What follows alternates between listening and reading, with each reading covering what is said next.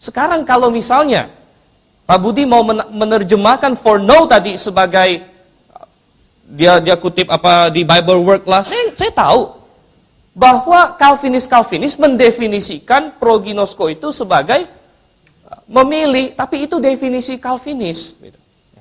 Tidak ada orang non-Calvinis, tidak ada ahli Yunani non-Calvinis yang sepakat bahwa ginosko itu, yang mau menerima bahwa ginosko itu berarti to for choose atau to predestinate.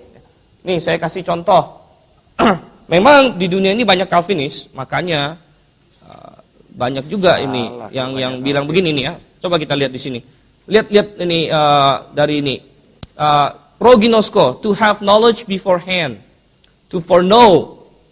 Tapi dia memang kasih ini, kasih terjemahan lain lagi. Lihat to predestinate. Tetapi alangkah anehnya kalau kita menerima poin nomor 3 ini, for whom he did predestinate, he also predestinate. Kan aneh gitu. Jadi mubazir kalau begitu. Ya. Kalau misalnya proginosko itu berarti tetap memilih dari awal, jadi artinya barang siapa yang dia pilih dari awal, itu dia pilih dari awal. Itu kan sesuatu hal yang sangat mubazir sekali sebenarnya. Dan di dalam 1 Petrus 1 ayat 2 dikatakan, elect according to the foreknowledge. 1 Petrus 1 ayat 2, elect according to the foreknowledge of God. Jadi kalau foreknowledge di sini dijadikan pemilihan lagi, yang dipilih gara-gara pemilihan, kan mubazir gitu. Jadi jelas sekali di sini dikatakan bahwa proginosko di sini ya, bukan berarti menentukan lebih dulu, karena itulah dasar penentuan gitu. Kalau dasar penentuan atau penentuan itu kan mubazir sama sekali. Ya. Nah, kemudian kita katakan lagi. Masalah orang kafir. Orang kafir tidak mendapat kesempatan. Tidak mendapat. Coba kita buka dalam Roma pasal 10. Roma pasal 10 ayat yang ke-16.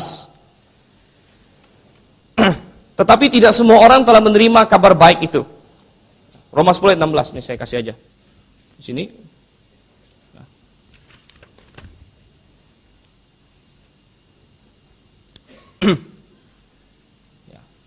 Tetapi tidak semua orang menerima kabar baik itu. Yesaya sendiri berkata, Tuhan, siapakah yang percaya kepada pemberitaan kami? Jadi iman timbul dari pendengaran, dan pendengaran oleh firman Kristus. Tetapi aku bertanya, adakah mereka tidak mendengarnya? Mereka memang telah mendengarnya. Suara mereka sampai ke seluruh dunia, perkataan mereka sampai ke ujung bumi. Ini dikutip dari Mazmur 19. Ini berbicara mengenai apa? Ini berbicara mengenai wahyu umum. Tidak ada seorang pun yang tidak pernah menerima terang Tuhan. Semua orang diberi kesempatan kepada Tuhan untuk merespon terangnya. Apakah semua orang mendengar Injil tentang Yesus mati di kayu salib? Memang tidak semua orang mendengar Injil tentang Yesus mati di kayu salib. Tetapi tiap-tiap orang mendapat terang Tuhan, antara lain dari wahyu umum. Tetapi mereka menolak wahyu umum itu. Ketika mereka menolak wahyu umum itu, Tuhan tidak berkewajiban untuk memberikan terang lebih lanjut. Karena terang yang ada saja sudah kamu tolak, begitu. Terang yang ada sudah kamu tolak, jadi tidak diberikan lagi terang. Kalau ada orang yang menerima terang wahyu umum, tidak otomatis diselamatkan memang. Wahyu umum tidak cukup untuk menyelamatkan. Tetapi orang tersebut akan Tuhan berikan wahyu selanjutnya. Tuhan akan berikan pada dia wahyu khusus, begitu. Jadi semua orang yang nanti masuk neraka, tidak akan ada yang bisa berkata, saya tidak diberi kesempatan oleh Tuhan. Saya tidak diberikan terang kebenaran oleh Tuhan. Karena pasti ada terang yang sudah dia terima.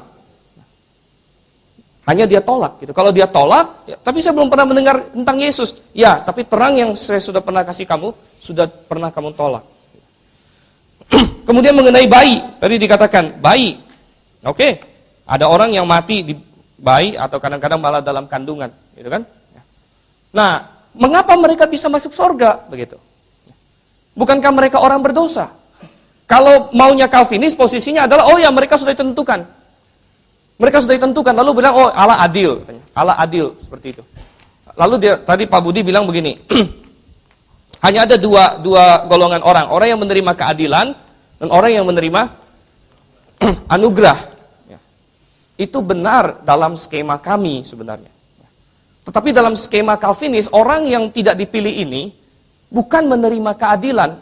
Kenapa tidak menerima keadilan? Kan dia berdosa. Iya, siapa yang tentukan dia berdosa? Tanya lagi. Tuhan yang tentukan dia berdosa. Sudah Tuhan yang tentukan dia berdosa, Tuhan tentukan dia tidak percaya, lalu bilang kamu dapat keadilan. Nah, ini yang menjadi tanda tanya. Kalau Tuhan tidak menentukan dia berdosa, mungkin masih ada argumennya di sana. Tapi yang menentukan dia berdosa Tuhan juga. Gitu. Lalu yang bikin dia tidak percaya Tuhan juga. Yang Tuhan yang tentukan. Jadi, nah kemudian ya, mengenai bayi gimana? Kenapa kita percaya bayi masuk surga? Karena Tuhan Yesus sudah menanggung semua dosanya. Di dalam Alkitab ini jelas. Jadi ini salah satu kelemahan unconditional election lainnya. Yaitu bahwa kalau benar unconditional election, maka Tuhan tidak mungkin mati bagi semua manusia. Dan keselamatan tidak mungkin ditawarkan kepada semua manusia. Tetapi keselamatan ditawarkan kepada semua manusia. Misalnya, lihat ayat ini, Matius 11 ayat 28. Marilah kepadaku semua yang letih lesu dan berbeban berat. Semua di sini, apakah cuma orang pilihan yang letih lesu dan berbeban berat? Itu tidak.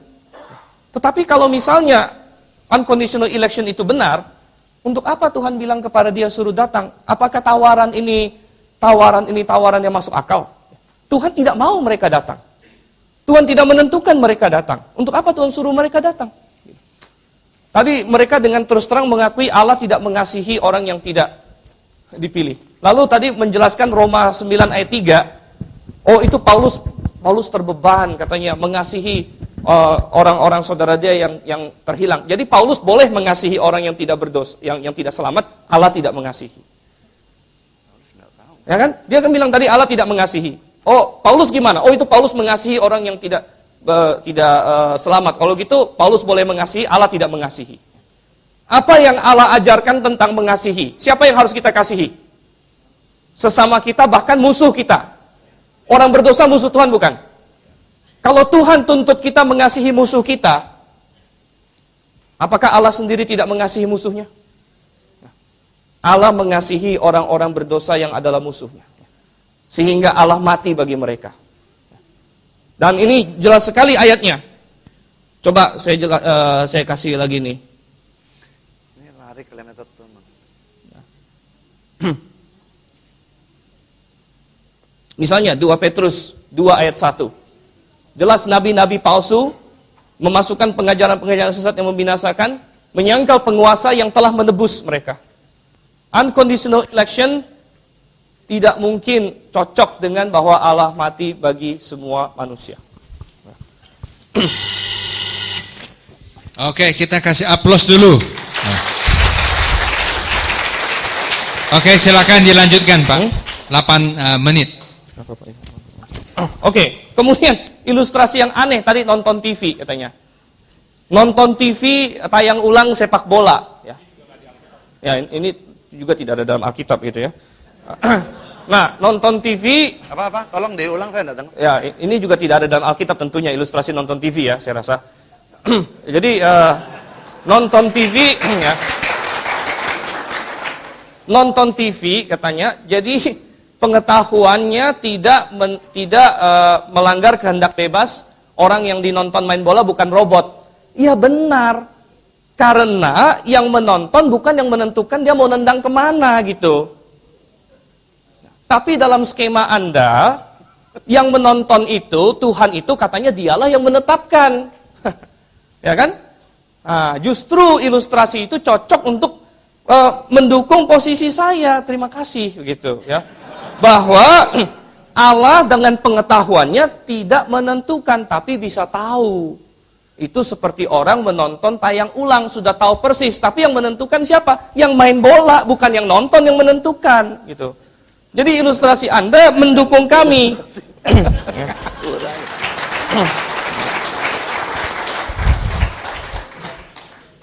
Kemudian ya, di dalam Roma pasal 9, oke kita masuk ke Roma pasal 9.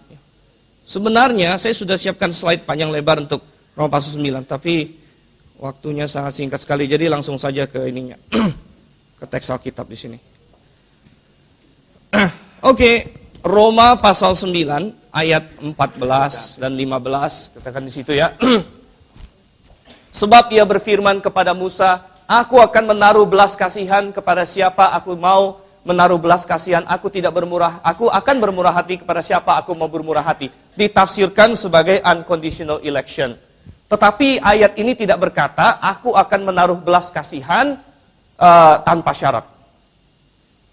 Perhatikan baik-baik, ayat ini tidak bilang, aku akan menaruh kasihan tanpa pakai syarat. Tapi Tuhan bilang, aku akan menaruh belas kasihan kepada siapa aku akan menaruh belas kasihan. Artinya Tuhan yang pegang kendali. Kalau misalnya Tuhan bilang, aku mau menaruh belas kasihan kepada yang beriman, cocok nggak dengan ayat ini? Nggak ada permasalahan. Aku akan menaruh belas kasihan kepada yang beriman, cocok. Yang kriteria yang pilih siapa? Tuhan yang tentukan kriteria. Gitu. Tidak ada pertentangan sama sekali.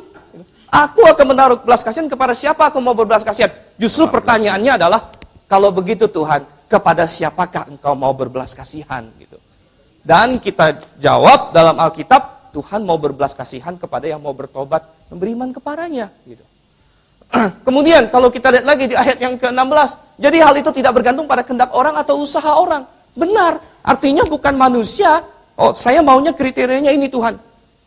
Oh Tuhan, seperti orang Yahudi, Tuhan, mestinya saya orang Yahudi, saya diselamatkan. Bukan kehendak kamu kriterianya. Bukan kamu yang tentukan kriterianya. Tuhan yang tentukan. Tuhan yang tentukan, aku mau berbelas kasihan kepada yang begini. Itu nyata dalam firman-Nya. Jadi memang bukan manusia yang tentukan.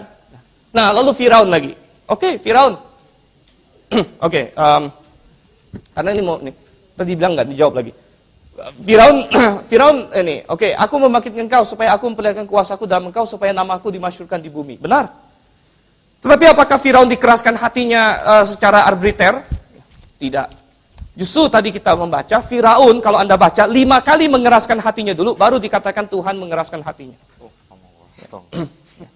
5 kali dia mengeraskan dari tulas 1 sampai 5. Nah, sebelum itu Tuhan sudah bilang, aku akan mengeraskan hatinya. Tetapi itu baru Tuhan lakukan setelah Firaun mengeraskan hatinya sendiri. Ini kalau kita mau baca di Keluaran, sudah sangat-sangat panjang sekali. Jadi begini, aku membangkitkan engkau supaya namaku dimasyhurkan di seluruh bumi. Benar. Ya. Maksudnya, Firaun menolak Tuhan, Tuhan akan masyhur nggak? Tuhan akan masyhur. Ya. Karena tulah-tulah bertambah-tambah. Firaun mau taat sama Tuhan, nama Tuhan masyhur nggak? Masyhur juga. Karena lihat, Firaun mau taat sama Tuhan. Nah, jadi maksudnya, apapun Firaun mau menolak, mau tidak menolak, Tuhan pasti rencananya terlaksana, yaitu Israel keluar. Malu masuk ke ayat 18, jadi ia menaruh belas kasihan kepada siapa yang dikehendakinya, ia mendengarkan hati siapa yang dikehendakinya. Itulah, makanya dikatakan ada sama persis dengan ayat 14, Tuhan punya kriteria. Dia menaruh belas kasihan kepada siapa yang dikehendakinya. Pertanyaan kita, siapa yang dikehendakinya itu? Apakah tanpa syarat? Tidak ada di kata ini. Tidak ada sebelumnya. Lalu, kita lihat lagi. Kalau begitu, apakah yang masih disalahkannya? Sebab siapa yang menentang kehendaknya? Ini bukan untuk menjawab unconditional election, saudara. Itu sudah berdasarkan asumsi bahwa di atasnya semua mengajarkan unconditional election. Tetapi, kalau kita melihat dari tadi konteksnya, apalagi yang masih dipersalahkannya? Maksudnya begini loh, Firaun mau taat sama Tuhan, nama Tuhan dimasyhurkan, Israel pasti keluar. Firaun mau menolak Tuhan, Israel pasti keluar juga. Nama Tuhan dimasyhurkan. Kalau begitu, kalau apapun yang terjadi, Israel pasti keluar dan nama Tuhan dimasyhurkan. Apalagi yang mau dipersalahkan? Nah, di situ Tuhan bilang, hai kamu manusia, kenapa kamu membantah Allah? Maksudnya Firaun tidak bisa menolak bahwa dia dipakai untuk memuliakan Allah. Tuhan kasih dia opsi. Kamu mau memuliakan Allah dengan cara apa? Dengan cara menolak, aku akan perbanyak tulah. Dengan cara menerima, dia juga bisa mempermuliakan Tuhan. Nah, lalu ada ini, tukang penjunan katanya, tukang periuk. Tukang periuk, ya. Justru dalam ilustrasi ini, kalau kita melihat perikop kitab yang paling panjang dan paling detail berbicara tentang tukang periuk, itu ada dalam Yeremia pasal 18. Dan dalam Yeremia pasal 18, Tuhan bilang, lihat ke tukang periuk. Ada ilustrasi di sana. Coba kita lihat Yeremia 18. Sorry kalau waktunya kamu kurang.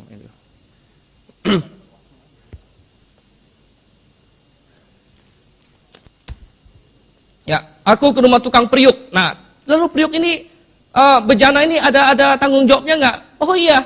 Lihat ayat 6. Masakan aku tidak dapat bertindak kepada kamu seperti tukang periuk ini, hai kaum Israel? Sungguh seperti tanah lihat di tangan tukang periuk, demikianlah kamu di tanganku, hai Israel. Lalu apakah mereka berarti tidak dikasih tanggung jawab? Ini hanya ilustrasi. Ini baru ilustrasi yang alkitabiah gitu.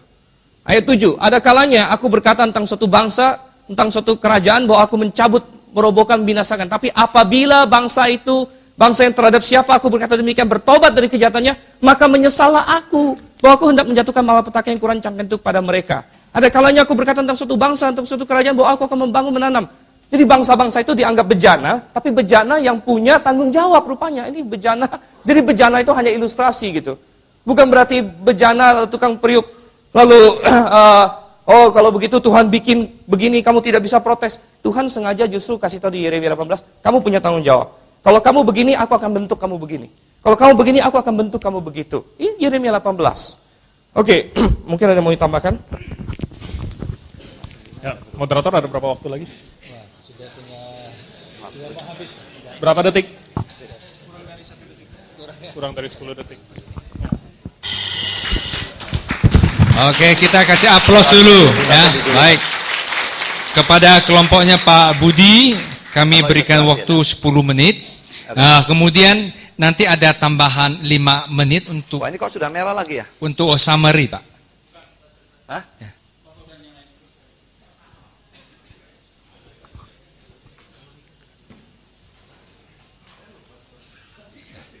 Tidak perhatikan. Oke, saya ulangi lagi kepada aku, Budi akan diberikan waktu 10 menit, nanti tambahan 5 menit untuk penutup, untuk summary, Pak. Ya. Sudah ya? Oke, pertama tentang ilustrasi tadi, saya kira atau pura-pura salah ngerti atau memang diselewengkan. Dan yang tepuk tangan sama bodohnya.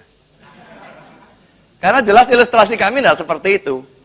Jadi kalau ada permainan, ini kan live gitu ya, lalu direkam. Pada waktu direkam, kan itu sudah ditentukan di dalam rekaman. Ini ilustrasi, tidak bicara Allah, tidak bicara siapa. Tapi sudah ditentukan di sini. Kalau sana 3-0, ya sini 3-0. Nah, tapi pada waktu sudah ditentukan pun, pada waktu kita nonton, sudah tertentukan yang ditonton. Tapi terlihat yang main bukan robot. Mereka terlihat sebagai orang yang punya kehendak. Lah sekarang pada waktu diterapkan dalam dunia nyata, kita ditentukan, mau apa ditentukan, saya pakai baju ini ditentukan. Tapi pada waktu saya pakai, saya tidak seperti robot. Saya pakai dengan pemikiran saya. Lah kalau sekarang ini dihubungkan dengan Firaun, saya kira ini Pak Stephen melakukan suatu blunder yang luar biasa ya. Tolong ini ditunjukkan punya, kok bisa ke sana terus.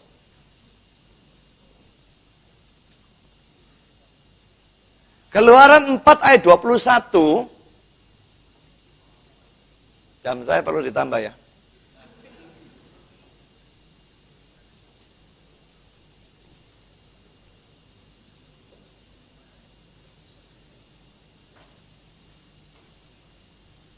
Keluaran 4 ayat 21 ini adalah pertama kalinya muncul Allah akan mengeraskan hati Firaun.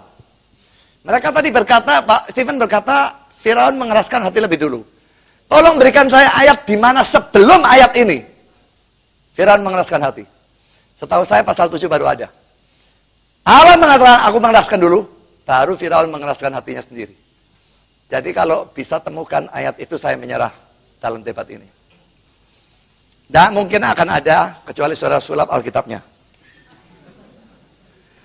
Lalu tentang regeneration ya. Regeneration itu kelahiran baru. Saya tahu bahwa Armenian itu menyamakan regeneration dengan beriman ya. Padahal beriman itu kehendaknya yang memutuskan, katanya orang Armenian. Ya, itu ya. Sekarang pada waktu saudara lahir, apakah saudara memutuskan saudara lahir? Saudara ikut berjuang keluar, saudara pasif total. Saudara dilahirkan, pasif. Yohanes pasal 3 jelas sekali. Dilahirkan. Roh Kudus aktif melahirbarukan. Tapi mereka menyamakan dengan iman. Berarti mereka yang lahir. Mereka melahirkan dirinya sendiri kan. Mereka yang beriman. Kami memisahkan antara regeneration, kelahiran baru dengan iman. Kelahiran baru harus terjadi dulu. Baru iman. Mengapa demikian? Karena orang itu mati secara rohani.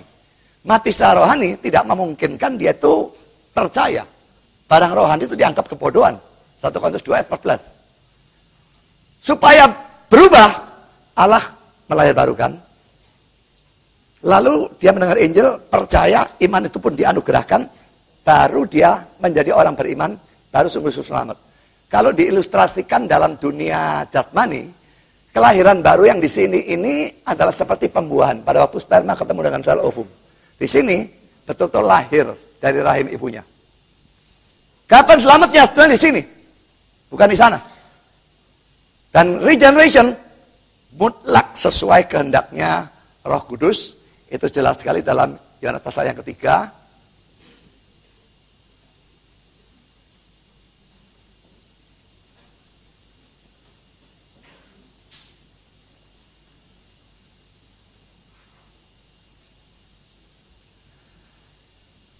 Jika seorang tidak dilahirkan dan sebagainya.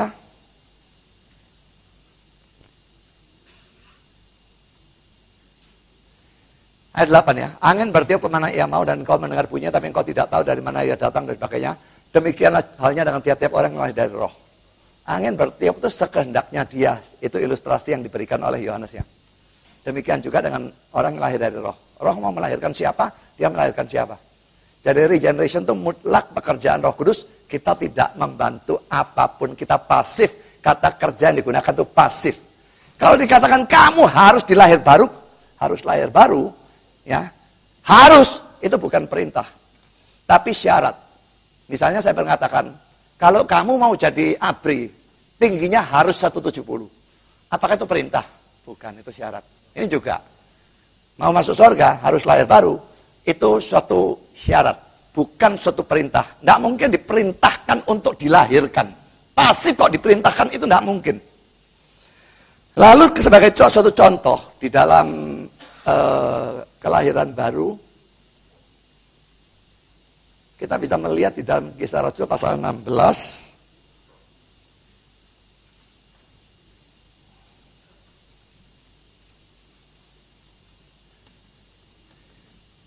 Ayat 14. Seorang dari perempuan-perempuan bernama Lydia turut mendengarkan. Ia seorang penjual kain ungu dari kota Tiatira, beribadah pada Allah.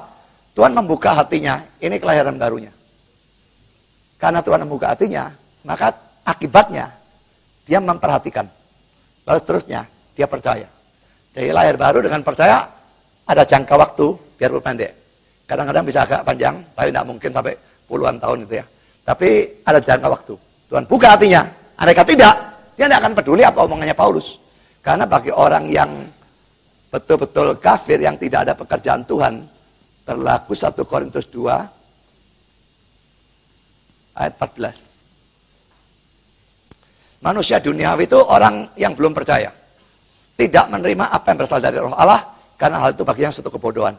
Ia tidak dapat memahaminya, dalam arti menghargai begitu ya. Sebab hal itu tidak dapat hanya dapat dinilai secara rohani. Jadi kalau tanpa kelahiran baru, ini yang terjadi.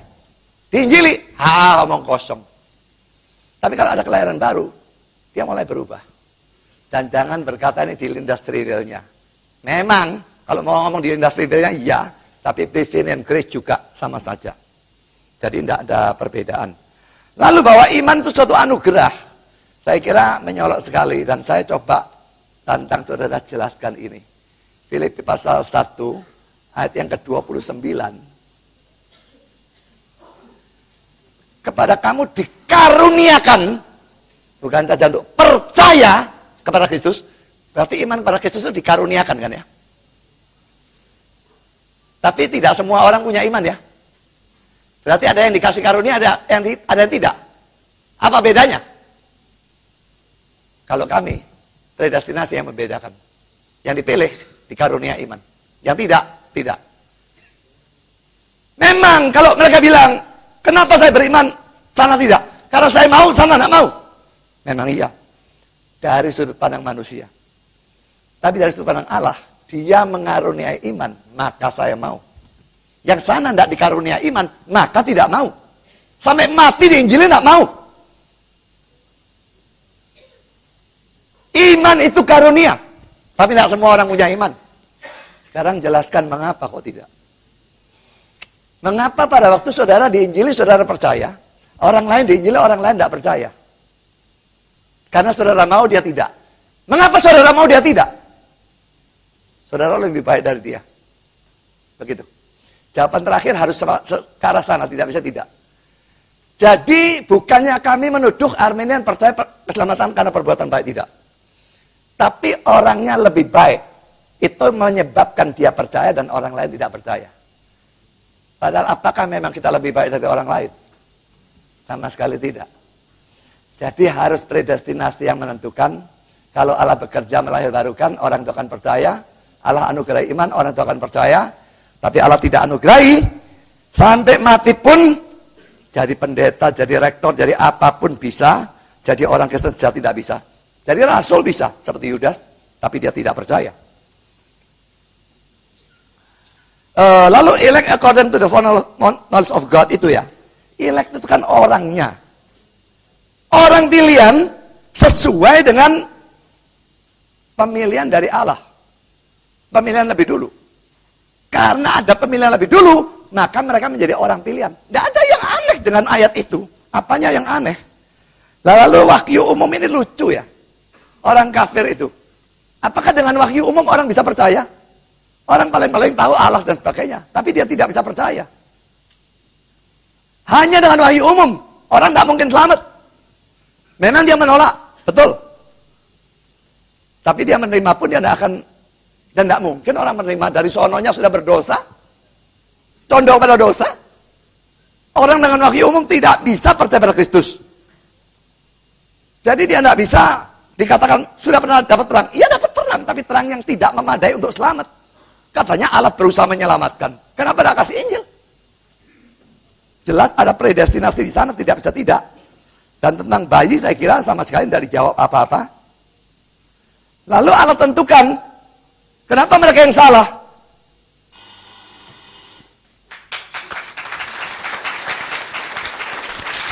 Oke, terima kasih. Masih ada lagi? Nah, selanjutnya kami akan memberikan kepada kubunya Pak Budi 5 menit Pak untuk kata-kata penutup, untuk summary-nya Pak. Ini kata-kata penutup ya? Ya, penutup itu. Oke, cukup, sudah ada argumentasi ya.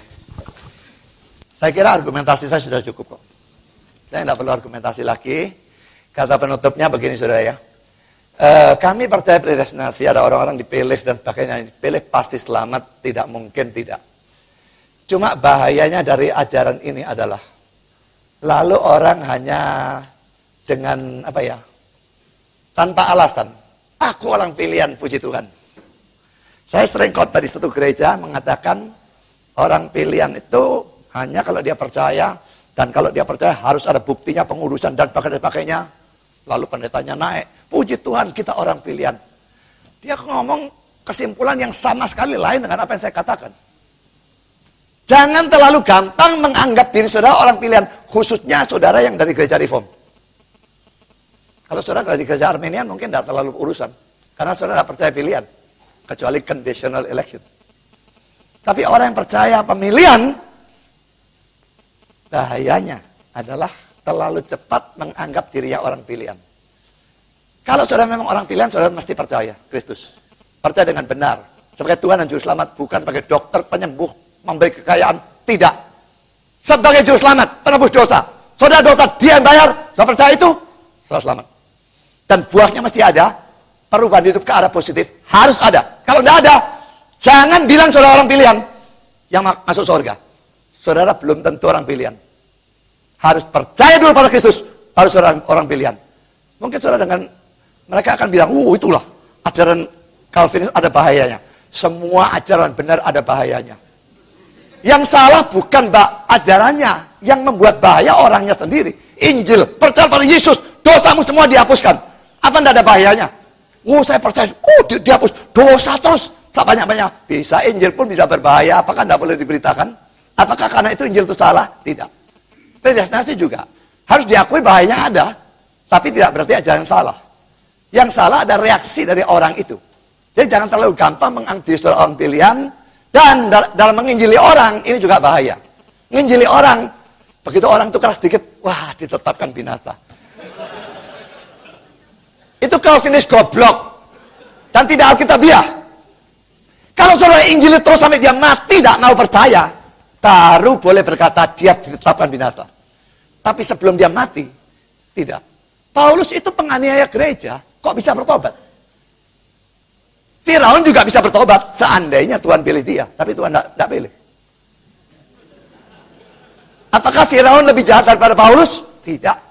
Tapi Paulus dipilih, Firaun tidak. Makanya Paulus bertobat, Firaun tidak. Jadi saudara, jangan terlalu gampang ya. Katakan orang pilihan. Kita tidak tahu pilihan itu, kecuali kalau kita sudah percaya dengan betul-betul percaya, ada bukti iman dan sebagainya, kita yakin keselamatan kita, maka kita boleh berkata, kita orang pilihan. Ya. Dan bangga dalam arti bukan bangga karena saya baik. Karena kita dipilih unconditional kok. Bukan karena kebaikan kita atau apapun. Banyak orang lebih baik dari saya. Tapi mereka tidak dipilih, saya dipilih.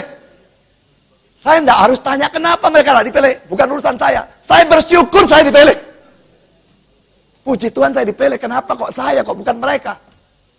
Orang-orang banyak lebih baik dari saya. Saya tukang berantem, apa segala macam. Tidak percaya saya tukang berantem, saya itu petinju, saudara. Jadi, saya bertinju, saya anak geng, tapi saya dipilih. Saya dari keluarga kafir, tapi saya dipilih. Kenapa saya? Saya cuma bisa bersyukur. Unconditional. Saya tidak layak. Tapi puji Tuhan dia pilih saya sekarang menjadi orang percaya. Dan saya bersyukur saya jadi orang Calvinis. Karena dengan itu lebih merasakan kasih Tuhan.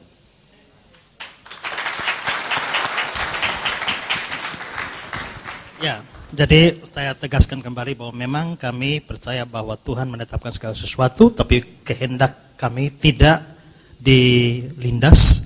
Dan karena itu juga maka Pak Budi sudah omong panjang, saya dengan rela hati tidak omong panjang lagi, dan saya percaya ini sudah ditetapkan. Ayo kita kasih aplaus dulu. Kasih aplaus dulu, luar biasa. Ya.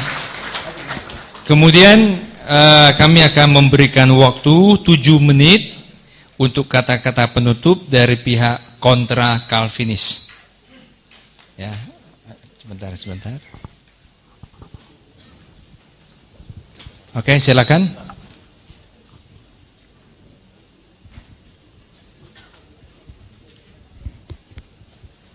Dengan berakhirnya kata-kata penutup ini, maka session yang pertama kita nyatakan selesai, dan kita akan makan siang jam 12.15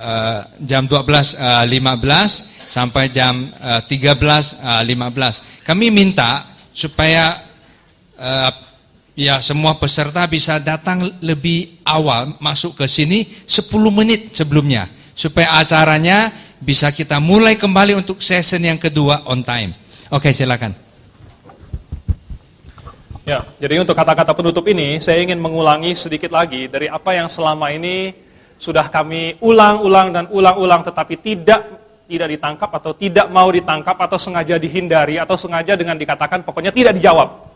Yaitu bahwa adalah apa yang Tuhan tetapkan berdasarkan pra-pengetahuannya. Nah, ini tidak pernah mereka jawab. Artinya apa yang Tuhan tetapkan bukan unconditional, tetapi kondisional. Ayat-ayatnya jelas, tapi tidak pernah dibantah. Mereka selalu hanya bilang, nah kan ada Tuhan tetapkan. Iya, Tuhan tetapkan. Tetapi Tuhan tetapkan ada dasarnya, 1 Petrus 2 ayat 2. Jadi bukan berarti Tuhan tidak menetapkan. Tuhan menetapkan, tapi ada dasarnya. Kemudian, mereka berkata bahwa yang soal bayi tidak dijawab. Sudah dijawab. Yaitu bahwa Tuhan Yesus sudah mati bagi dosa semua manusia, termasuk bayi-bayi tersebut. Kemudian kehendak bebas. Masalah kehendak bebas, tadi dikatakan sempat ada ilustrasi kalau minum air sudah ditentukan, tapi dia minum air sendiri, itu adalah kehendak bebas dia. Kalau sudah orang programkan, Tuhan sudah programkan minum air itu, berarti bukan dia sendiri yang mau, tetapi Tuhan yang mau. Itu adalah logika yang lurus. Logika yang bengkok adalah Tuhan tetapkan, tapi saya sendiri yang mau. Bukan. Kalau Tuhan tetapkan saya mau, itu bukan saya yang mau. Itu Tuhan tetapkan saya. Itu logika yang lurus. Itu tidak pernah dijawab. Kemudian, masalah Tuhan, katanya orang Arminius bilang bahwa kita bukan Arminius ya. Mereka menuduh kami bahwa orang saya percaya karena saya lebih baik daripada orang yang tidak percaya. Tidak pernah kami katakan demikian. Mengapa saya bisa percaya? Karena saya mau. Karena saya punya kehendak bebas. Kenapa orang itu tidak mau percaya? Karena dia punya kehendak bebas. Jadi jawabannya sama, sederhana sekali. Karena orang punya kehendak bebas yang Tuhan kasih. Dan Tuhan hormati kehendak bebas itu. Kamu mau pilih?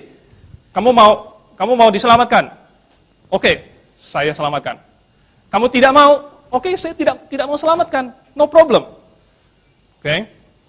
Kemudian mengenai kasih, mereka mengakui bahwa Tuhan tidak mengasihi. Saya katakan sekali lagi, Tuhan mengasihi semua orang. Kalau mereka masih berkeras untuk menentang firman Tuhan yang jelas ini, dan Anda percaya kepada mereka, ini saya katakan Anda mengikuti penyesat. Ya. Kemudian, oke deh, saya tidak mau bicara banyak-banyak, nanti saya dituduh menghabiskan waktu lagi. Oke, baik. Jadi karena tadi ditantang oleh Pak Budi Asali, jadi saya harus berkata tentang Keluaran 4 ayat 21, dibilang coba tunjukkan di mana sebelum ini dikatakan Firaun mengeraskan hati. Artinya dia tidak mendengarkan saya dengan baik tadi. Saya sudah acu kepada ayat ini, saya katakan Firaun 5 kali mengeraskan hatinya dulu, baru Allah mengeraskan hatinya. Ini adalah prediksi Tuhan. Saya sudah katakan sebelumnya Tuhan sudah bilang aku akan itu sudah belum? Belum. Jadi yang pertama mengeraskan hati adalah Firaun di Keluaran pasal 7. Tuhan bilang aku akan mengeraskan. Oh ya, silakan masuk ke gereja kami, Pak. Kemudian mengenai wahyu umum, saya juga tidak mendengarkan dengan baik. Saya sudah jelas-jelas katakan wahyu umum tidak bisa menyelamatkan, tetapi orang yang merespon wahyu umum Tuhan akan kasih perang berikutnya, begitu. Sampai kepada Injil kalau dia responi terus. Nah, kemudian saya ingin katakan lagi, mereka tidak pernah menjawab Yohanes 1 ayat 12. Mereka tetap ngotot bahwa regenerasi adalah sebelum iman. Padahal Yohanes 1 ayat 12 berkata, barang siapa yang menerimanya diberinya kuasa untuk menjadi anak-anak Allah. Menerima dulu baru diregenerasikan oleh Tuhan. Regenerasi seluruhnya pekerjaan Tuhan. Amin, haleluya gitu. Amin, haleluya. Jadi misalnya orang kasih saya rumah, semuanya pekerjaan dia, ya benar, tapi kamu harus terima gitu. Itu yang kita tekankan, kita harus terima. Itu bukan porsi kita, tapi ada tanggung jawabnya. Terus terima. Ada nggak kita andilnya dalam rumah itu? Nggak ada. Ada nggak kita andilnya dalam regenerasi? Nggak ada, tapi ada syaratnya. Kamu harus terima. Kita nggak membayar sepeser pun untuk hadiah ini, tapi kamu harus terima. Itu tidak. Itulah salah satu. Dan Calvinis sekali lagi mengatakan Allah menetapkan dosa. Allah tidak mengasihi orang yang tidak percaya dan dia tidak bisa menjawab ketika saya menunjukkan bahwa Allah menyuruh kita mengasihi musuh kita. Kemudian dia bilang harus menginjil. Bagaimana Calvinis bisa menginjil? Ya, apa yang mau dia katakan kepada orang yang menginjil? Allah mengasihi kamu? Belum tentu, siapa tahu dia bukan orang pilihan. Gitu. Yesus mati bagi kamu? Belum tentu, Yesus belum tentu mati bagi dia. Tuhan ingin kamu diselamatkan? Belum tentu, Tuhan belum tentu ingin dia diselamatkan. Calvinis boleh saja ngomong dia mau menginjil, tapi saya nggak jelas secara konsisten itu bagaimana dia bisa berkata kepada orang ini. Paling dia hanya bilang, percayalah kepada Yesus. Tapi kalau orang itu tanya lagi, apakah Yesus mau saya diselamatkan? Dia tidak bisa jawab. Kalau kamu orang pilihan, Tuhan mau kamu diselamatkan. Apakah Yesus mati bagi saya? Kalau kamu orang pilihan, Yesus mati bagi kamu. Ya. Tapi bagaimana saya tahu saya orang pilihan atau tidak? Ya, kalau kamu percaya kamu orang pilihan. Tapi bagaimana ini? Apakah Yesus mati bagi saya? Tidak jelas. Dengan kasih Tuhan. Jadi, itu hanya jargon. Itu hanya ini saja. Jadi, jelas sekali. Kisah Rasul 16 ayat 14, Tuhan membukakan hati Lydia. Amin. Tuhan bekerja. Tetapi Wahyu pasal 3 dikatakan bahwa aku mengetuk di luar pintu. Barang siapa yang membuka, aku akan aku akan masuk. Ada respon manusia yang dituntut, ada respon manusia yang dituntut. Dengan kasih Tuhan, ya. Oke, masih sisa berapa waktu? Saya boleh tanya sedikit ya. Yang dimaksud dengan kata-kata penutup itu apa ya? Saya tadi maksudkan kata penutupnya sudah tidak ada argumentasi, makanya saya tidak memberikan argumentasi, tapi mereka kata penutupnya semua argumentasi. Oke, kita kasih aplaus dulu satu kali. Jadi begini Pak, saya jelaskan ini dari format debat yang saya terima ini, kata-kata penutup ini adalah summary Pak dari tiap-tiap sesi. Bapak kali ini dapat 5 menit, ya kan? Kemudian dari kubunya Pak Stephen dapatnya 7 menit. Nanti sesi yang kedua Pak. Masih boleh berargumentasi dalam kata penutup ya? Bapak mau sampaikan apa saja tidak ada masalah. Karena ini kan argumentasi baru loh ya. Kesimpulannya Pak. Kesimpulannya Pak. Tadi bukan kesimpulan yang keluaran 41. Itu argumentasi baru. Enggak, begini Pak, begini. Bapak bisa gunakan waktu itu Pak untuk menyampaikan, ya kan, kesimpulannya. Kalaupun ada hal-hal tertentu yang Bapak mau sampaikan, itu tidak ada masalah. Tapi boleh, dalam batas waktu, dalam waktu ini Pak. Jadi karena pikirnya enggak boleh. Makanya saya tadi tidak memberikan argumentasi. Oke. Tetapi saya bahkan tidak memberikan ngomongan kepada mereka. Tadi di kata penutup Bapak mengutip Filipi, ada yang baru-baru. Bahkan yang ini juga baru. Ini maaf ini tugasnya moderator ini. Jadi saya cuma mau memastikan nanti di season yang kedua Pak Budi Asali yang terakhir kasih 7 menit mau berargumentasi mau apa, mau nyanyi pun tidak apa-apa.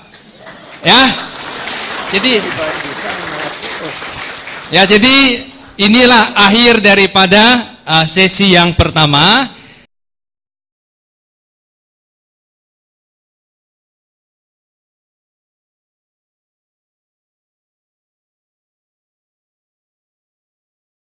Wah, semuanya sudah makan belum?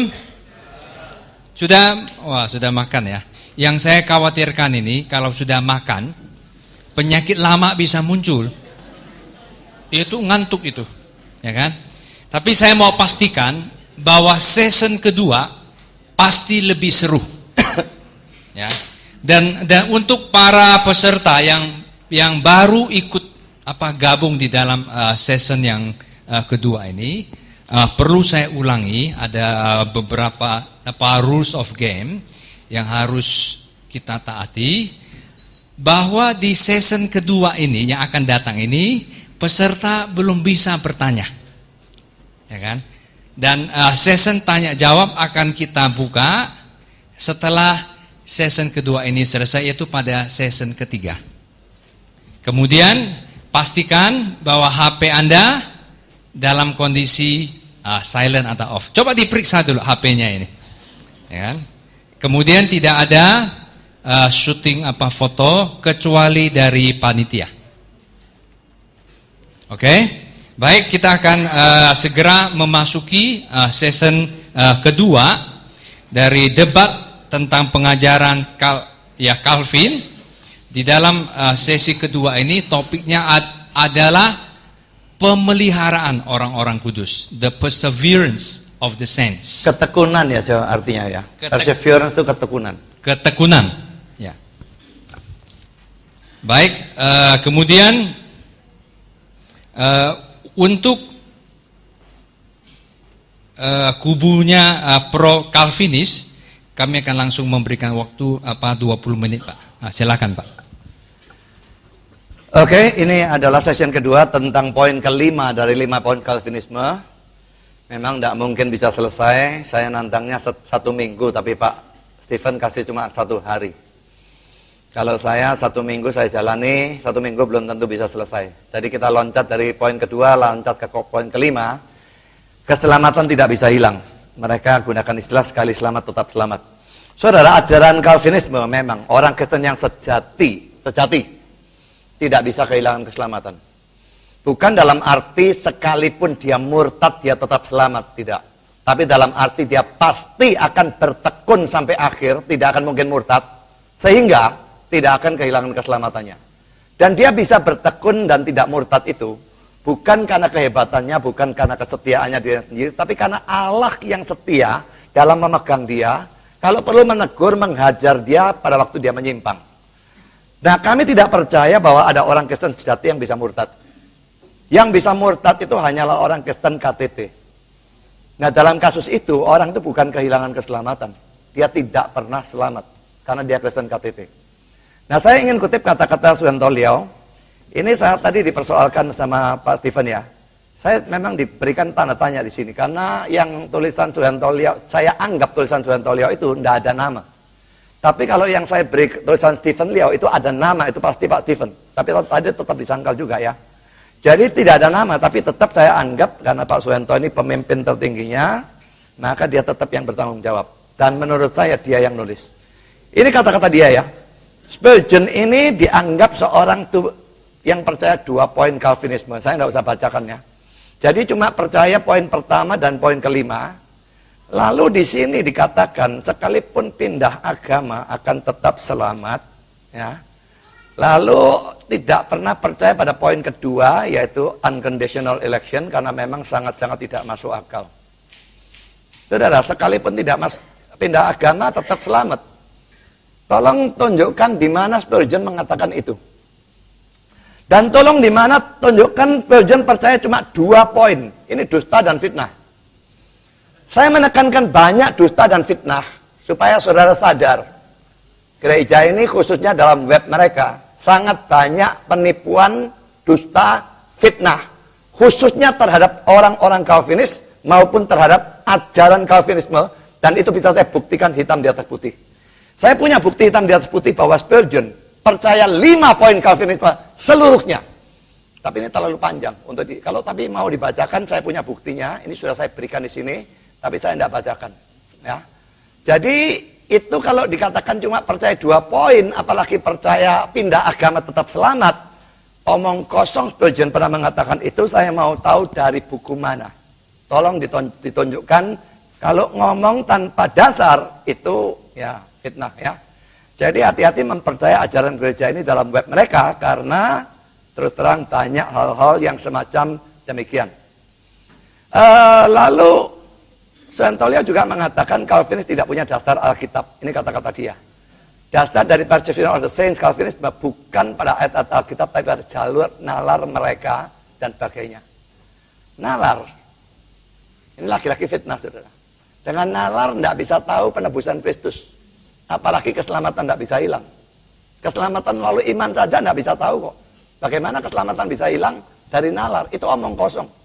Tidak ada dasar Alkitab. Fitnah lagi. Sekali lagi saya berani katakan, kami dasarnya lebih banyak. Dan ayat-ayat kami lebih eksplisit. Ayat-ayat Armenia nanti saya perhatikan. Implisit semua. Punya kami eksplisit. Saya berikan pertama. Dan ini satu penuh begitu ya. Satu khotbah penuh boleh dikatakan. Yohanes 10, 27-29 ini sangat dikenal ya. Domba-dombaku mendengarkan suaraku dan aku mengenal mereka dan mereka mengikut aku. Ini jelas gambaran orang percaya ya. Ayat 28. Dan aku memberikan itu yang kekal pada mereka dan mereka pasti tidak akan binasa sampai selama-lamanya. Dan seorang pun tidak akan merebut mereka dari tanganku. Bapakku yang memberi mereka padaku lebih besar daripada siapapun dan seorang pun tidak dapat merebut mereka dari tangan Bapak. Yang saya garis bawahi dan warna merah, 4 hal ini saya tekankan ya. Pertama, diberikan hidup kekal. Ini beda dengan hidup bersyarat ya. Hidup kekal itu tidak bisa berhenti. Kalau bisa murtad, terhilang, binasa, itu hidup bersyarat. Hidup asal tidak murtad. Berarti bersyarat. Tidak ada hidup bersyarat. Hidup kekal. Begitu percaya Yesus, hidup kekal. Tidak akan berhenti. Masih kurang, ditambahi poin B. Pasti tidak akan binasa selama-lamanya. Tidak barangkali ya. Tidak kemungkinan besar. Pasti tidak akan binasa. Ditambah lagi sampai selama-lamanya. Kalau bisa murtad, buang aja bagian ini. Masih kurang, poin C. Seorang pun tidak bisa merebut mereka, tidak akan merebut mereka dari tanganku. Ini Yesus. Dia maha kuasa, saudara. Siapa bisa merebut? Poin D, seakan masih kurang. Seorang pun tidak dapat merebut mereka dari tangan Bapak. Dipegang Yesus, seakan kurang kuat pegang Bapak. 2 tangan yang maha kuasa pegang, tidak mungkin mereka murtad. Perlu diperhatikan ya, teks ini ada dalam konteks yang menunjukkan Yesus sebagai gembala yang baik. Yohanes 10 ayat yang ke-11. Sekarang saya tanya saudara, kalau gembala kehilangan dombanya, yang salah atau bodoh, gembalanya atau dombanya? Dombanya memang bodoh. Kalau tidak bodoh, dia yang jadi gembala. Dia tidak butuh gembala. Kalau gembala kehilangan domba, kok gembalanya yang bodoh? Kalau seorang pengasuh anak kehilangan anak, anaknya yang salah atau pengasuhnya? Anaknya memang bodoh kok, makanya dia butuh pengasuh. Kalau hilang, pengasuhnya yang salah. Perlu diketahui saudara, domba itu binatang yang bodoh, lemah, tidak punya pertahanan apapun. Kedua, dia binatang yang tidak punya pengertian tentang arah, sense of direction. Sehingga sangat mudah tersesat. Karena itu kalau hilang tidaknya domba diletakkan pada domba itu sendiri, dia bukan hanya bisa terhilang, tapi dia pasti terhilang. Domba sangat tergantung gembalanya. Apa yang saya katakan tentang domba ini ada banyak kutipannya, tapi saya juga tidak akan bacakan. Hanya kalau dituntut saya akan berikan. Nah ini diakui oleh Stephen Leong. Dia mengatakan demikian. Jika saya harus memelihara diri saya sendiri, saya tidak akan selamat bahkan untuk 1 detik. Bagus, kalau tergantung saya murtad. Harus tergantung Tuhan, gembala pegang saya, baru ya. Gembala itu punya tongkat gembala ya. Saudara sering lihat atasnya itu ada semacam kait. Domba nyimpang, dikait lehernya, tarik. Lalu dia punya pengumban. Kalau domba itu menjauh, dia lemparkan batu, jatuh di depan dombanya untuk mengembalikan dia. Tidak ada gembala kecuali yang brengsek, yang membiarkan dombanya hilang karena merasa harus menghormati kehendak bebas dari dombanya. Tidak ada. Itu gembala sinting. Kecuali saudara berani mengatakan Yesus itu gembala yang bodoh, atau gembala yang ceroboh atau sinting. Jangan percaya bahwa ada domba sejati bisa hilang. Dia gembala yang baik. Kehilangan domba? Nonsense. Yesus mengkontraskan dirinya sebagai gembala yang baik dengan orang-orang upahan. Ya 10 12. Sedangkan seorang upahan yang bukan gembala dan yang bukan pemilik domba-domba itu sendiri, ketika melihat segala datang meninggalkan domba itu, lalu lari jika menerkam mencerai-beraikan. Juga dalam Yesaya 34, Tuhan mengecam gembala-gembala brengsek yang tidak peduli domba-dombanya dan membiarkan dombanya hilang tanpa mencarinya. Dia pecat mereka, dia gantikan kedudukan mereka, dan dia mencari domba yang hilang dari segala tempat. Ini seluruh konteks, perhatikan ya. Saya hanya tekankan yang saya beri warna. Celakalah gembala-gembala Israel. Lalu yang warna merah ini ayat 4, yang tersesat tidak kamu bawa pulang, yang hilang tidak kamu cari. Ayat 5, dengan demikian mereka terus berserak. Domba-dombaku berserak dan tersesat di semua gunung dan semua bukit dan sebagainya, tanpa seorang pun yang memperhatikan atau mencarinya.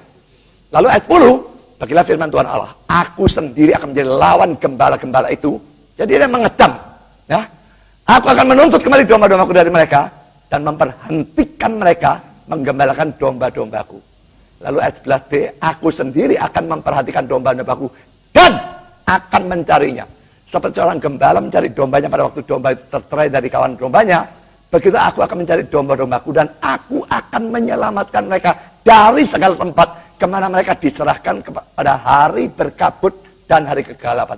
Ayat 16, yang hilang akan kucari, yang tertetap akan kubawa pulang. Bisa hilang? Masih kurang? Mari kita lihat teks ini. Yeremia 23, 1-4. Sama saudara, mirip sekali. Celakalah para gembala yang membiarkan kambing domba gembala hilang terserak. Ayat 2, kamu telah membiarkan kambing dombaku terserak, tercerai-berai. Ayat 3, aku sendiri akan mengumpulkan sisa-sisa kambing dombaku dari segala negeri kemana aku mencerai-beraikan mereka, dan aku akan membawa mereka kembali ke padang mereka.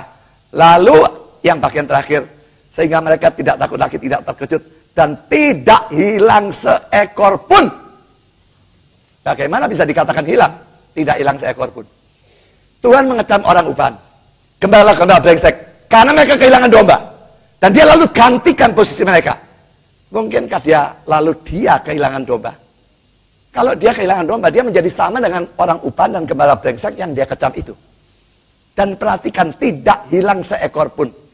Juga Lukas 15 ayat 3 dan 4, yang gembala punya 100 domba, hilang 1. tinggalkan 99, cari sampai ia menemukannya. Dengan teks begini, bagaimana mungkin kita percaya ada orang Kristen sejati bisa terhilang? Argumentasi yang kedua, Roma 8 ayat 28, Allah kita tahu sekarang Allah terus bekerja dalam segala sesuatu untuk mendatangkan kebaikan bagi mereka yang mengasihi Dia, yaitu bagi mereka yang terpanggil sesuai dengan rencana Allah. Saudara, jangan gunakan ayat ini untuk orang non-Kristen atau Kristen KTP ya. Karena ini jelas berlaku hanya untuk orang Kristen. Mereka terpanggil, ini panggilan internal, panggilan dalam, sesuai rencana Allah. Jadi ini pasti untuk orang Kristen, apalagi mengasihi Dia, nggak bisa orang non-Kristen mengasihi Tuhan. Ya, tapi untuk orang-orang seperti itu Allah turut bekerja untuk mendatangkan kebaikan.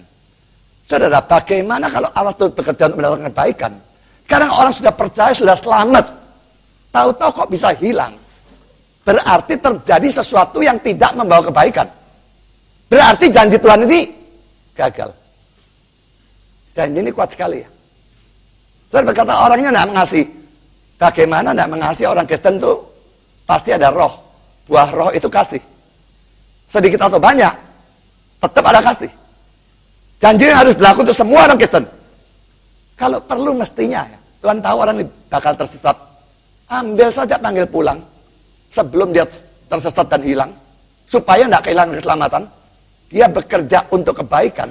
Tidak mungkin orang bisa dibiarkan dari selamat menjadi tidak selamat dan terhilang. Lalu Roma 8, 29, 30. Tadi kita persoalkan kan bagian ayat awalnya ya. Dipilihnya dan sebagainya. Saya tidak persoalkan itunya ya. Tapi tetap saya baca semua. Sekarang penekanannya lain karena poin kelima yang kita persoalkan.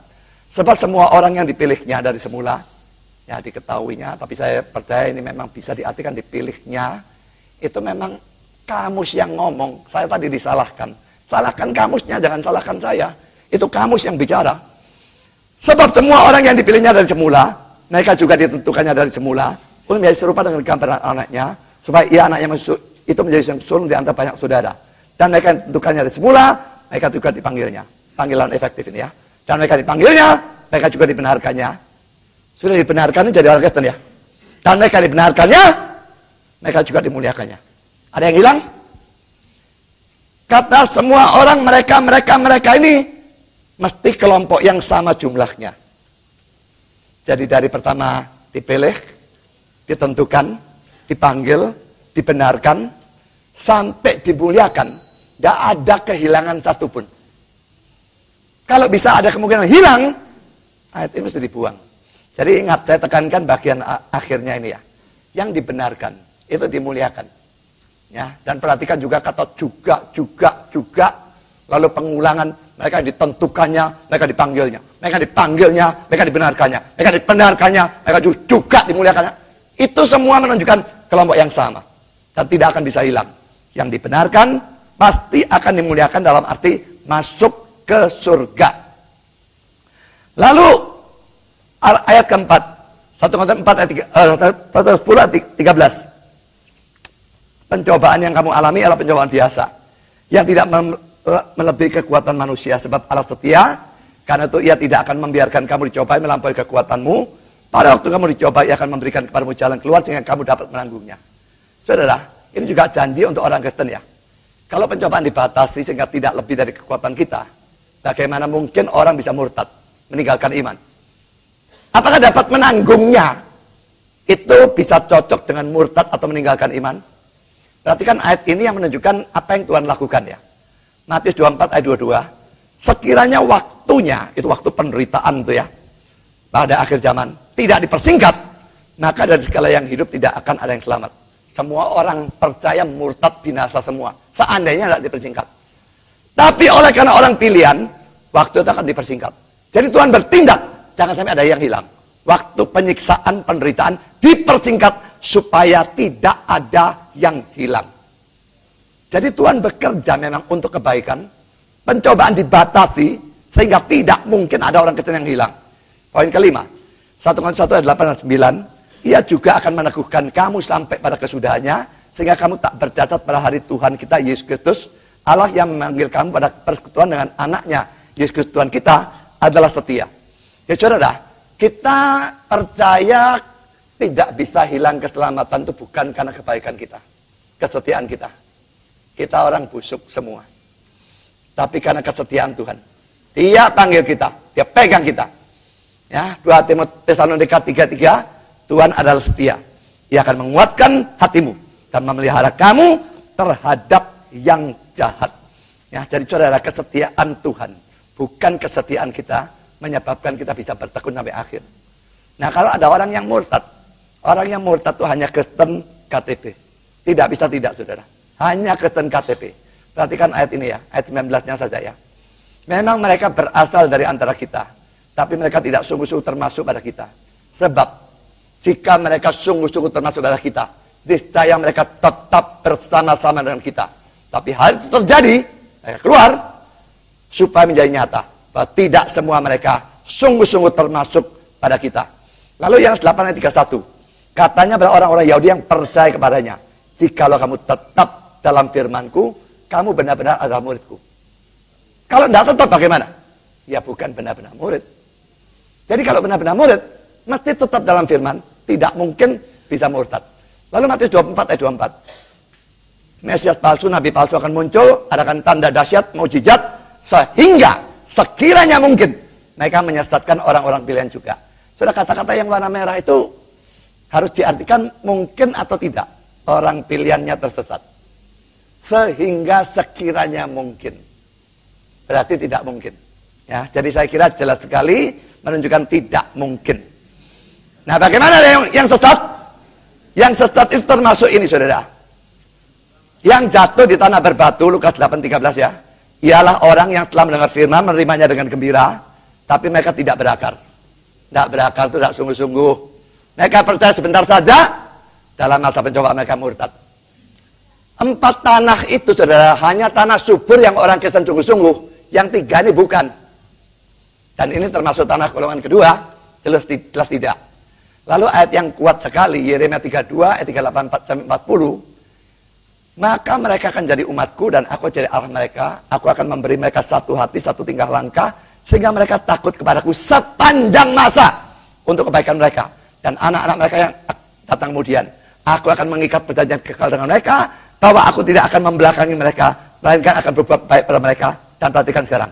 Aku akan menaruh takut kepadaku di dalam hati mereka. Supaya mereka jangan menjauh daripadaku.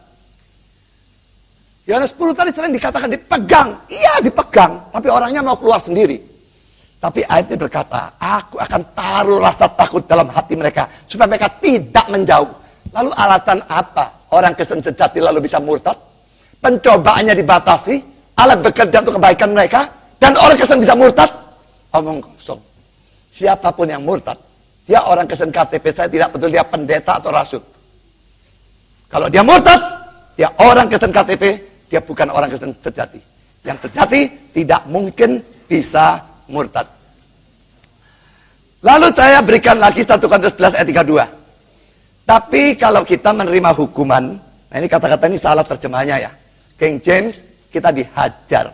Ya. Kalau kita dihajar dari Tuhan, kita dididik supaya kita tidak akan dihukum bersama-sama dengan dunia. Jadi pada waktu menyimpang, kalau perlu, ya Tuhan tegur dulu lah. Tegur nak mau bertobat, hajar. Seperti Yunus. Mana bisa kuat-kuatan sama Tuhan, lalu kita menang. Yunus, puasa kuat-kuatnya orang itu saudara. Melawan Tuhan. Suruh ke Niniwe, pergi tempat lain. Hajar, mau ikut apa enggak? Ini dianggap pertentangan free will? Terserah. Ayat Alkitabnya jelas ngomong seperti itu. Ibrani 12 ayat 2, Yesus yang memimpin kita dalam iman dan membawa iman kita pada kesempurnaan. Kita kasih aplaus dulu. Luar biasa. Ya, selanjutnya kami akan memberikan waktu 20 menit kepada pihak kontra Calvinis. Silakan.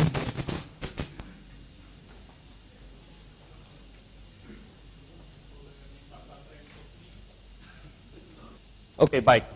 Jadi kami membuat slide dengan judul, dapatkah orang percaya meninggalkan iman? Saya rasa ini isu yang sebenarnya.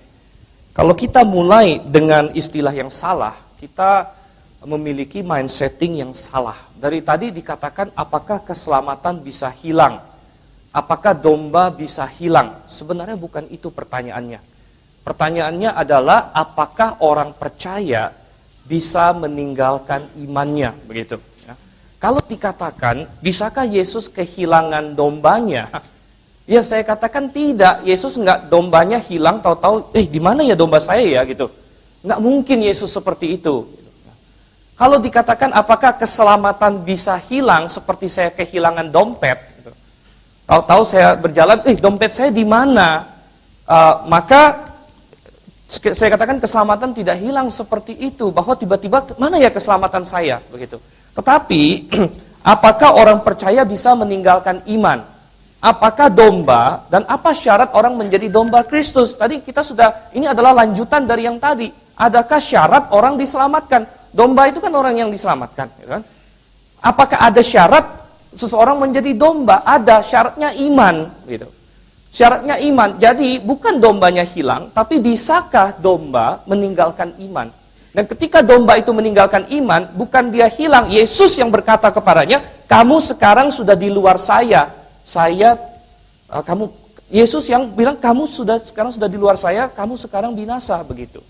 Jadi bukan Yesus seolah-olah kehilangan dombanya. Domba itu yang tidak lagi beriman. Nah, jadi kita melihat di sini, dapatkah orang percaya meninggalkan iman? Ya. Keselamatan itu bersyarat. Tadi mereka sendiri bilang keselamatan bersyarat, begitu. Walaupun sudah saya tunjukkan bahwa dalam Calvinisme itu tidak konsisten. Nah, syarat keselamatan adalah iman, bukan perbuatan.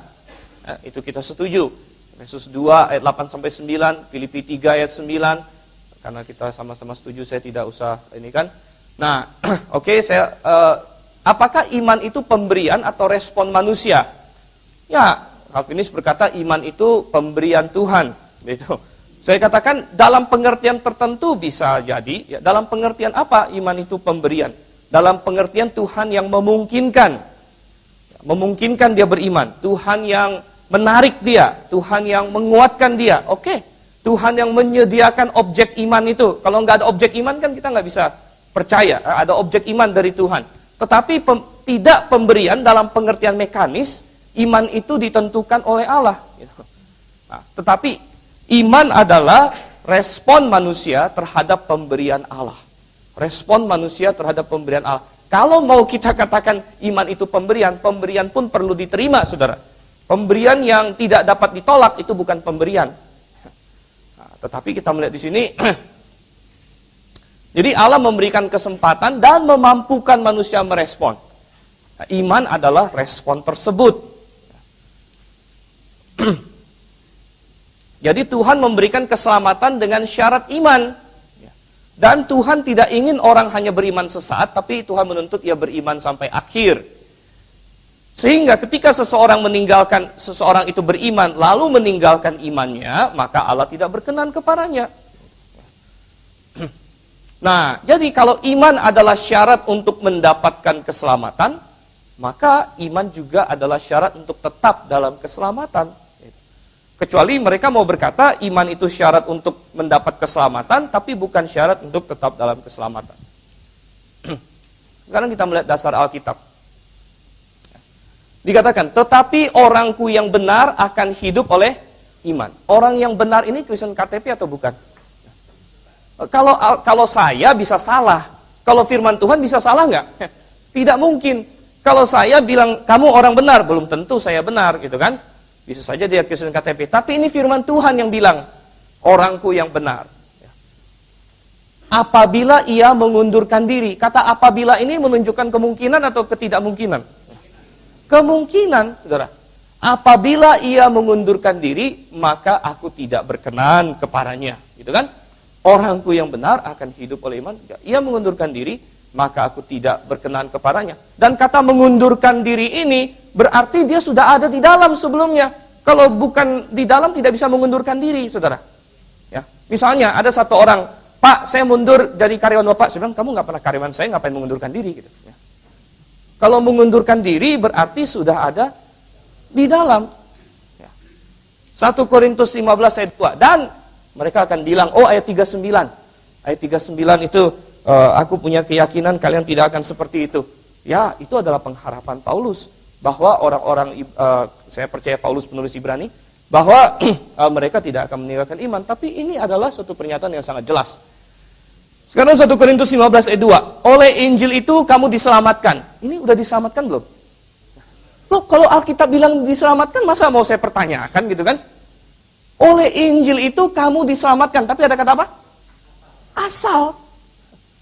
Asal kamu teguh berpegang padanya. Kondisional atau tidak kondisional? Ya. Bersyarat atau tidak bersyarat? Ya. Ini kata firman Tuhan secara langsung. Asal kamu teguh berpegang kepadanya. Dan kita lanjutkan. Nah, eksplisit atau implisit nih. Ya. Seperti yang telah kuberitakan kepada kamu, kecuali kamu telah sia-sia saja menjadi percaya. Artinya, kalau dia tidak teguh tetap percaya, maka percayaan yang pertama itu menjadi apa? Sia-sia. Dan ini adalah orang yang diselamatkan. Diselamatkan. Orang Kristen KTP diselamatkan tidak. Kristen KTP diselamatkan, oh hebat sekali kalau begitu. Ibrani 3 ayat 14. Karena kita telah beroleh bagian di dalam Kristus. Ini KTP atau bukan? Beroleh bagian di dalam Kristus. Saya rasa saya bisa ketipu KTP, Kristus tidak bisa ketipu KTP. Asal saja kita teguh berpegang sampai kepada akhirnya pada keyakinan iman kita yang semula. Sekali lagi kata asal saja. Kondisional. Dia harus tetap beriman. Saya katakan apa perbedaan saya dengan Arminian? Arminian mengajarkan bahwa berdosa jatuh ke dalam dosa hilang keselamatan. Berzina hilang keselamatan. Itu bukan posisi saya. Itu bukan posisi kita. Banyak gereja mengajarkan seperti itu. Berzina, kamu hilang keselamatan, bertobat lagi. Bukan. Kami berkata syaratnya hanya iman, bukan perbuatan. Berzina dia tidak hilang keselamatan. Tapi kalau dia meninggalkan iman, karena iman itu dari awalnya syaratnya gitu. Kamu mau diselamatkan itu kamu punya syarat iman. Jadi kalau dia tinggalkan syaratnya ini, ya Tuhan bilang aku tidak berkenan. Kalau ia mengundurkan diri. Kolose 1 ayat 22 sampai 23. Sekarang diperdamaikannya di dalam tubuh jasmani Kristus oleh kematian. Ini orang yang sudah diselamatkan belum? Diperdamaikannya di dalam tubuh Kristus oleh kematiannya. Tapi dikatakan, sebab itu kamu harus bertekun dalam iman. Tetap teguh dan tidak bergoncang. Jangan mau digeser dari pengharapan Injil. Kalau ada himbauan seperti ini, berarti dia ada kemungkinan digeser gitu. Makanya harus dihimbau. Kalau tidak ada kemungkinan sama sekali, tidak perlu dihimbau. Perlukah saya menghimbau Pak Budi Asali, tolong jangan terbang ke bulan.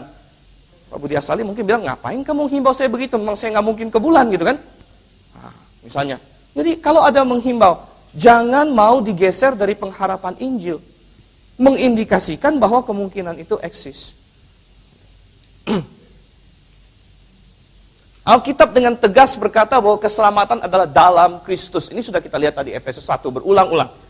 Keselamatan adalah dalam Kristus. Apa kata-kata Yesus Kristus sendiri?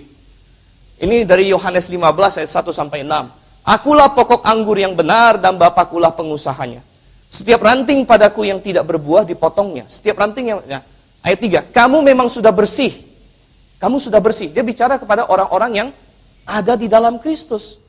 Dan dia bilang apa? Tinggallah di dalam aku dan aku dalam kamu. Tinggallah berarti sudah ada belum? Sudah ada, tinggallah di dalam aku. Tapi kalau tidak tinggal gimana? Jangan melangkah keluar katanya. Coba lihat di ayat 6. Barang siapa tidak tinggal di dalam aku. Tidak tinggal artinya sudah ada belum sebelumnya? Jelas sudah ada di dalam. Tidak tinggal, dia keluar.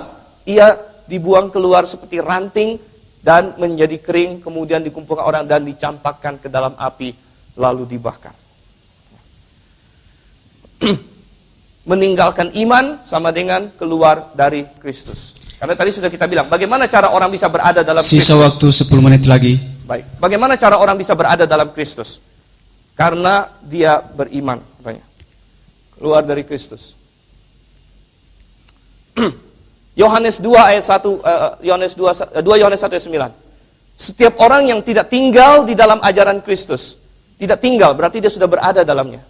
Tetapi melangkah keluar dari situ, tidak memiliki Allah. Barang siapa tinggal di dalam ajaran itu. Sekarang kita lihat Galatia pasal 5. Galatia 5 ayat 2 sampai 6. Di Galatia ini Paulus menghadapi penyesat. Ada orang-orang Galatia yang hampir mau meninggalkan imannya. Mereka sudah percaya Yesus Kristus, tapi ada orang yang mau membelokkan iman mereka. Menjadi sekarang bukan lagi percaya Yesus saja, tapi percaya pada sunat. Percaya melakukan hukum Taurat. Apa yang dikatakan oleh Paulus?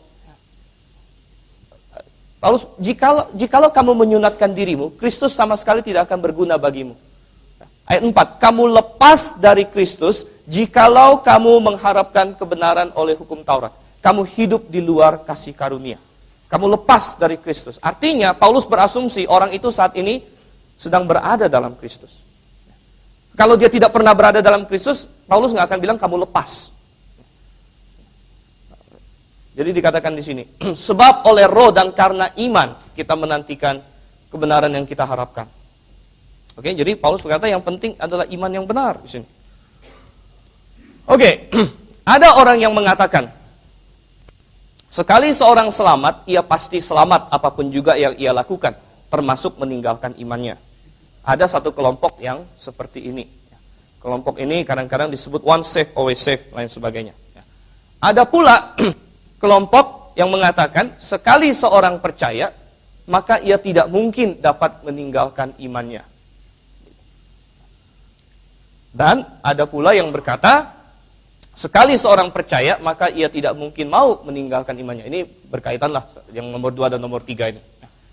Bahwa sekali seorang percaya, ia tidak mungkin dapat meninggalkan imannya. Saya rasa ini lebih mirip ke yang tadi dijabarkan oleh Pak Budi Asali, ya, bahwa orang yang percaya sungguh tidak mungkin dapat meninggalkan imannya, begitu. Ya. Tetapi ini adalah posisi yang salah. Coba kita lihat firman Tuhan. Ibrani 6 ayat 4 sampai 6. Ini adalah ayat kunci. Saya tantang mereka untuk menjelaskan ayat ini. Sebab mereka yang pernah diterangi hatinya, yang pernah mengecap karunia sorgawi, dan yang pernah mendapat bagian dalam Roh Kudus, dan yang mengecap firman yang baik dari Allah dan karunia yang akan datang, namun yang murtad lagi, sebenarnya dalam bahasa aslinya nggak ada lagi ya, namun yang murtad, tidak mungkin dibaharui sekali lagi sedemikian, sehingga mereka bertobat. Sebab mereka menyalibkan lagi anak Allah bagi diri mereka dan menghinanya di muka umum. Coba kita lihat, siapa yang dimaksud? Pertama, orang yang pernah diterangi hatinya. Ini dari kata photizo, aorist passive participle. Dia muncul lagi dalam Ibrani 10 ayat 32 mengacu kepada orang yang diselamatkan. Jadi ini bukan hanya sekedar diterangi tapi belum terima. Cara penulis Ibrani menggunakan kata ini mengacu kepada orang yang diselamatkan. Pernah mengecap karunia sorgawi. Ada yang bilang, oh cuman kecap-kecap, nggak dimakan gitu. Ya. Bukan, saudara yang kasih Tuhan. Karena kata ini berasal dari kata geomai. Kata geomai ini muncul dalam Ibrani 2 ayat 9. Kristus mengalami maut. Ini kata yang sama. Kristus mengecap maut. Apakah Kristus cuma cup-cup gitu dan enggak benar-benar mati? Tidak mungkin. Ya. Yang pernah mendapat bagian dalam Roh Kudus. Apa kata mendapat bagian? Mendapat bagian dari kata metokos. Ibrani 1 ayat 9 diterjemahkan teman sekutu Roh Kudus. Ya, di dalam pasal 3 ayat 14 tadi mendapat bagian dalam Kristus. Siapa yang mendapat bagian dalam Roh Kudus? Ini adalah orang yang diselamatkan. Yang mengecap firman yang baik dari Allah dan karunia-karunia dunia akan datang. Ini sekali lagi menyatakan, ya, siapa yang memiliki kuasa adalah orang percaya. Nah, apa yang dia lakukan? Dia murtad. Kata murtad ini berasal dari kata parapesontas, dari asalnya parapipto. Pipto artinya jatuh, parapipto itu jatuh ke samping, itu jatuh keluar. Gitu. Jadi kita bukan bicara mengenai jatuh dalam dosa. Kita bukan bicara mengenai orang Kristen atau berbohong atau apa. Bukan, ini jatuh keluar, jatuh ke samping. Dia murtad, dia meninggalkan iman. Dalam leksikon, to fall away, to commit apostasy. Dikatakan orang ini disamakan menyalibkan lagi anak Allah bagi diri mereka dan menghinanya di muka umum. Sisa waktu 5 menit lagi. Dan apa efek dari tindakannya? Efek dari tindakannya dikatakan tidak mungkin dibaharui sekali lagi. Ya. Tidak mungkin dibaharui sekali lagi. Kata sekali lagi sangat penting di sini, karena berarti orang ini sudah dibaharui. Maka tidak mungkin dibaharui sekali lagi. Orang Kristen KTP tidak pernah dibaharui. Dan akan berakhir dengan pembakaran di dalam ayat yang ke-8.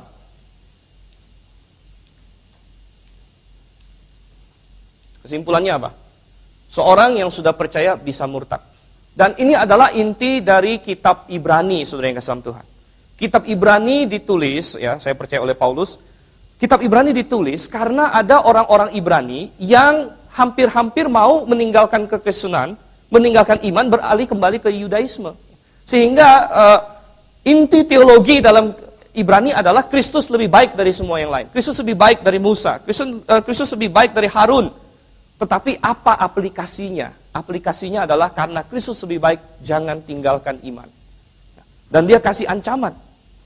Barang siapa yang meninggalkan iman, yang murtad, ini akibatnya. Perlu nggak diancam kalau nggak mungkin? Tidak perlu diancam. Tidak perlu diberi peringatan. Kamu lihat di sini. Dan akibat dari murtad ini fatal. Tidak bisa dibaharui lagi.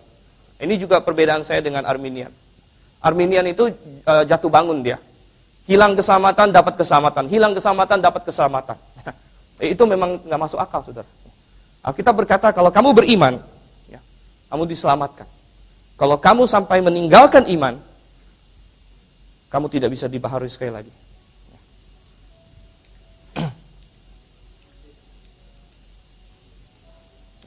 Kemudian di ayat 9-nya, penulis Ibrani memiliki pengharapan bahwa orang-orang yang dia tulis di surat ini tidak akan meninggalkan iman. Aku memiliki keyakinan akan hal yang lebih baik tentang kalian, katanya. Ya. Nah, aku memiliki pengharapan yang lebih baik. Kalau Anda punya Alkitab tentu bisa membaca bersama dengan penjelasan ini. Oke, apakah Alkitab memberikan contoh-contoh orang yang murtad? Oh, jelas. 1 Timotius 4 ayat 1. Tetapi Roh dengan tegas mengatakan bahwa di waktu-waktu kemudian ada orang yang akan murtad.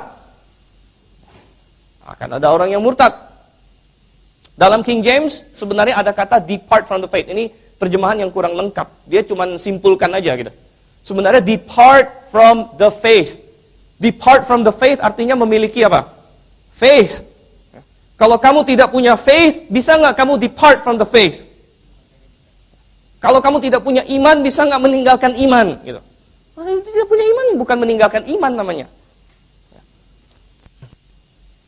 Dalam bahasa aslinya ini, depart from the faith. Apostesontai, depart. Faith.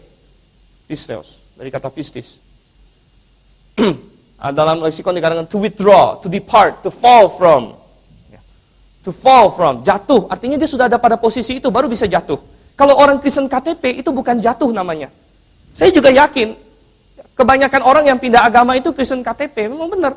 Mungkin 99,9%, saya nggak tahu lah berapa persennya gitu. Artis-artis yang pindah agama itu Kristen KTP, ya benar. Tetapi bukan berarti tidak ada yang orang percaya sejati yang bisa berbuat seperti itu. Gitu. Ini yang jelas di sini.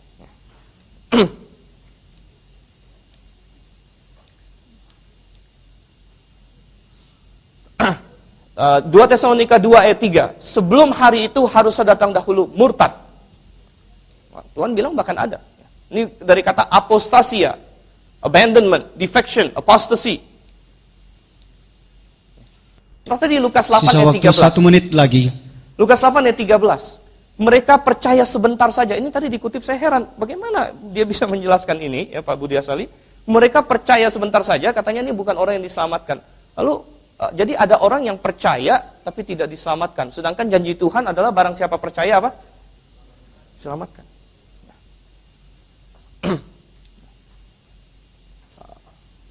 Oke. 2 Petrus 2 ayat 20-22.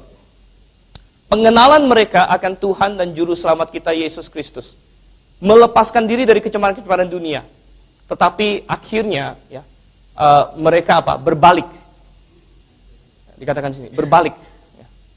Jika mereka oleh pengenalan mereka akan Tuhan dan Juru Selamat kita melepaskan diri dari kecemaran dunia, terlibat lagi dalamnya, dia meninggalkan iman. Nah, pengenalan ini bukan pengenalan sekedar pengenalan biasa. Seperti nanti akan mereka coba bilang, tapi bukan. Oke, kita kasih aplaus dulu. Saya undang kita semua berdiri. Semua berdiri, semua berdiri. Kasih aplaus yang besar. Ya. Supaya jangan ngantuk, ya. Oke, silakan. Oke. Jadi saya ya, silakan dilanjutkan lagi. Baik. Untuk 15 menit. Saya selesaikan sebentar sebelum saya pindah. Pengenalan ini adalah dari kata epignosis, bukan sekedar gnosis. Epignosis dalam Alkitab muncul 20 kali. Bukan gnosis saja, epignosis. Epi. Jadi ini pengenalan penuh. Mengacu kepada pengenalan yang membawa kepada iman. Di Roma 10 ayat 2 muncul kata epignosis. Mengacu kepada orang yang diselamatkan. Dalam Efesus 1 ayat 17 muncul kata epignosis, pengenalan ini. Mengacu kepada orang yang sudah diselamatkan juga. Demikian juga kata mengenalnya bukan pakai kata ginosko, tapi epiginosko. Ada perbedaan. Kenapa firman Tuhan menginspirasikan pakai kata ini, bukan yang ini gitu. Dalam Kolose 1 ayat 6, epiginosko adalah mengenal dengan benar, memimpin kepada iman. Saya serahkan kepada...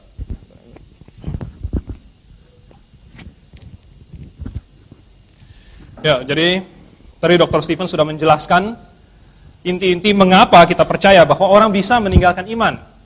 Satu hal yang saya tantang kepada pihak yang pro Calvinis adalah bagaimana mereka menjelaskan ayat-ayat yang secara eksplisit mengatakan bahwa pasti akan ada orang yang murtad.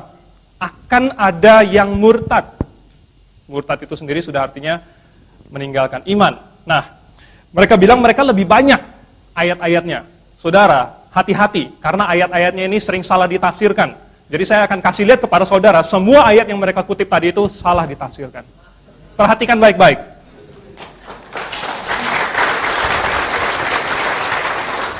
Tolong ini, ikutin saya ya. Yohanes 10 ayat 27-29. Katanya, kalau misalnya diberi hidup kekal, ya diberi hidup kekal, bukan diberi hidup bersyarat. Barusan tadi kita mendengarkan bagaimana Dr. Stephen menjelaskan panjang lebar dari ayat-ayat Alkitab sendiri yang eksplisit mengatakan bahwa keselamatan itu bersyarat. Hidup itu bersyarat. Syaratnya apa? Ada yang tahu? Iman. Syaratnya iman. Hidup memang bersyarat, Pak. Ya, oke, sorry. Jadi, hidup itu diberikan, tetapi dengan syarat. Ya. Hidup itu sendiri ya memang namanya hidup, ya tidak ada hidup yang mati, itu sih pertentangan. Tetapi hidup itu diberikan atas syarat tertentu. Kemudian, poin berikutnya, katanya ada domba hilang, artinya gembalanya bodoh dan ceroboh. Ya, kalau misalnya Alkitab sendiri yang bilang akan ada orang yang murtad, berarti Alkitab menubuatkan Yesus akan menjadi gembala yang bodoh dan ceroboh. Sorry, saya tidak percaya itu. Katanya tadi, siapa yang bilang itu? Oh, Pak Budi Asali bilang, kalau tergantung saya sendiri, pasti murtad. Wah, ini bahaya sekali nih. Ya. Kalau tergantung saya sendiri, pasti murtad. Justru sebenarnya, iman kita adalah, saya tidak mau murtad. Saya akan dengan penuh keyakinan setia sampai pada akhirnya. Justru saya tidak mau murtad. Kalau tergantung pada saya tidak mau. Nah, itu yang benarnya begitu. Ya, tapi kalau misalnya tergantung pada saya pasti mau. Nah, itu salah, saudara. Itu justru orang yang tidak diselamatkan. Kalau tergantung pada saya pasti murtad. Tapi kalau tergantung pada orang yang diselamatkan, dia maunya ya tetap setia. Tetapi nanti kita lanjut, nanti akan ada penjelasan lebih lanjut.